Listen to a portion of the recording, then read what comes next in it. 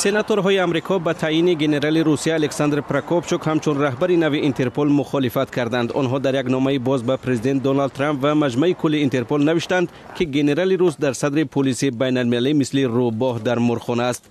آنها گفتند روسیه بارها قانونهای اینترپل را پایمال کرده و آنها را برای انتقامگیری از حریفان سیاسیش، دیگر اندیشان و خبرنگاران استفاده کرده است.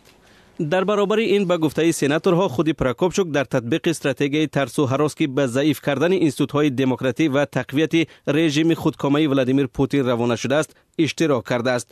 قبلا نمایندگان فروم اپوزیسیونی روسیه آزاد به احتمال تعیین پراکوپچوک بر رهبری اینترپل واکنش کردند. آنها گفتند نماینده کشوری که آزادی‌های شهروندانش را نقض می‌کند و تعهد بین المللیش را رعایت نمی‌نماید، قلمرو کشور دیگر را غصب می‌کند و در چند جنگ اشغالگرانه اشتراک کرده است، نمی‌تواند رهبر اینترپل باشد. اوکراین نیز به این نامزد مخالفت دارد. کیف گفت که اگر نماینده روسیه در کرسی رهبری نشیند، اوکراین از این سازمان خارج خواهد شد. بعد از پخش خبری داوطلبی پراکوپچوک بر رهبری اینترپل، معلوم شد که برادری همخونی او نماینده اوکراین در سازمان امنیت و همکاری در اروپا است.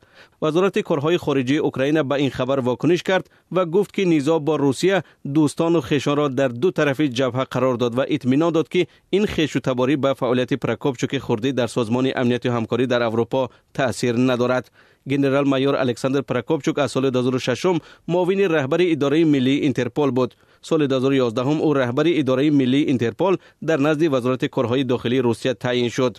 کرمل از احتمال انتخاب پراکوپچوک به مقام رهبر اینترپل پشتیبانی کرده است. تا چند پیش نماینده چین من هونوی رهبر پلیس بین المللی بود. ماه اکتبر او پس از سفر به وطنش نخست ناپدید شد و بعداً بنابر آغاز تحقیق پروندهش با اتهام فسادکاری از مقام استعفا داد. فعلا رهبری دور گزارش را در اینترپل نماینده کره جنوبی کیم یانگ یان بر دوش دارد.